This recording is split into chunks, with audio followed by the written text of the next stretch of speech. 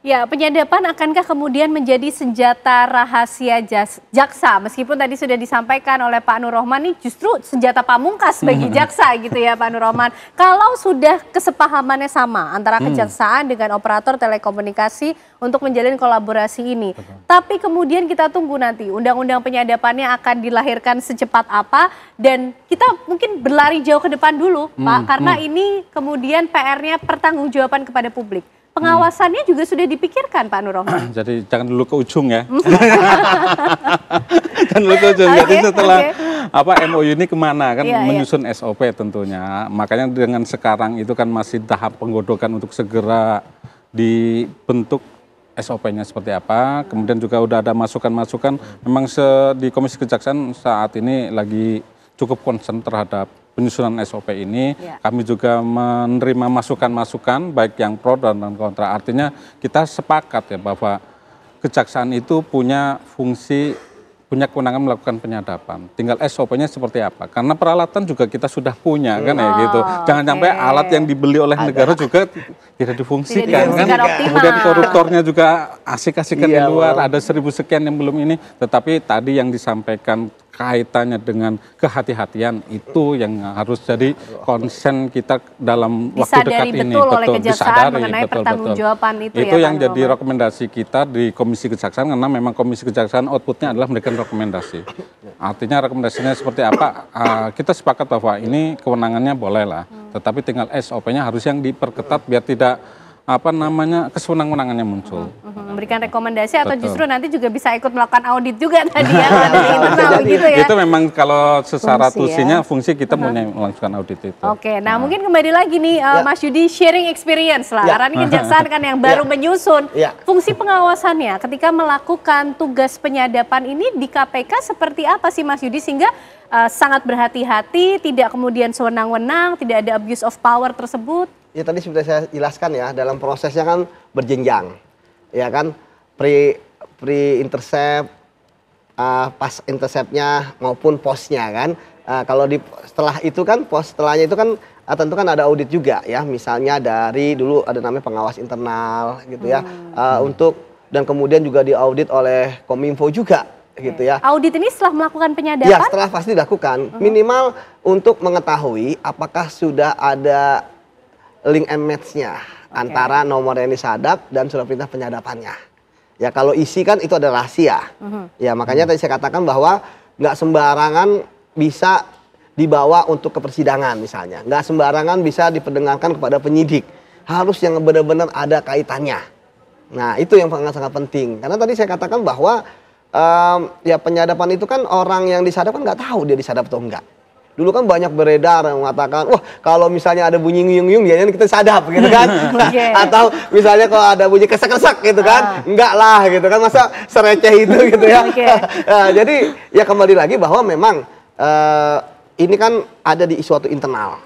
Ya. Nah apakah kemudian nanti undang-undang penyadapannya ini cepat atau enggak, saya pikir ini ujungnya nanti akan sama seperti undang-undang perampasan aset gitu kan.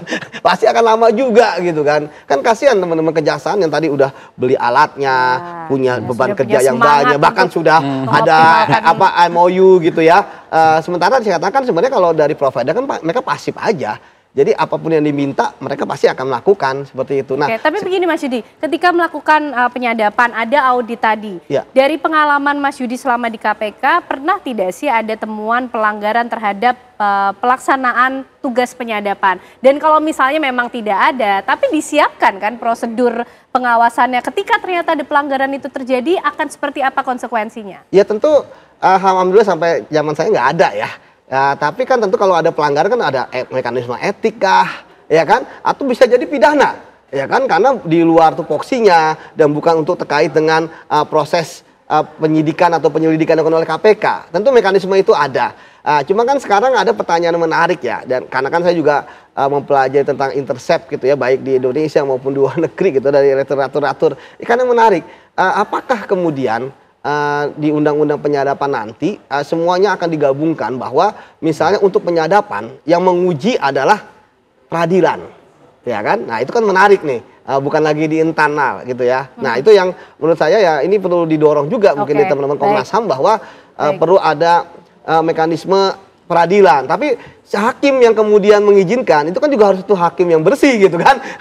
Jangan sampai hakimnya juga ternyata adalah pemain yang nantinya ketika dia dimintakan izin nomor ya malah dia membocorkan. Karena penting dari penyadapan adalah jangan sampai orang yang disadap itu tahu bahwa nomornya disadap. Kalau bocor, tidak lagi jadi senjata rahasia kalau gitu. Oke. Nah, Bu Elvina, itukah yang akan didorong oleh Komnas HAM, mendorong mengenai mekanisme seperti apa juga fungsi pengawasannya ketika pelanggaran terhadap tugas penyadapan ini dilakukan? Iya, tentu saja karena pada saat kemudian masyarakat diinformasikan terkait MOU, kita kan blank ya soal mekanismenya seperti apa. Bagaimana mekanisme pengawasan, bagaimana mekanisme komplain pada saat masyarakat dirugikan atas peristiwa tersebut. Nah, artinya di sini kalau dalam konteks hak asasi manusia itu kan hak atas privasi itu hanya bisa diberikan pembatasan melalui undang-undang. Nah, ini undang-undangnya belum ada kan gitu ya. Undang-undangnya belum ada. Maka kemudian itu sebenarnya yang mendorong agar teman-teman di kejaksaan dan lain sebagainya, kita tahu beberapa undang-undang yang memiliki fungsi penyadapan, tapi itu main sendiri semua. KPK punya sendiri, jaksa nanti akan punya sendiri, BNN juga punya sendiri.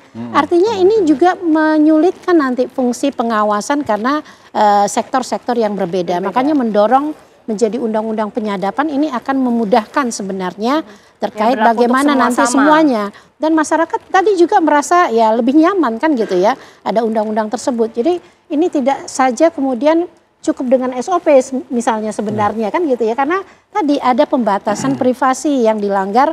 Apakah kemudian SOP itu bisa satu level dengan undang-undang yang di atasnya? Kan ini juga perlu diuji gitu ya. Sehingga tadi mekanisme terkait pengawasan internal oleh kejaksaan atau komisi kejaksaan itu seperti apa itu yang kita belum tahu.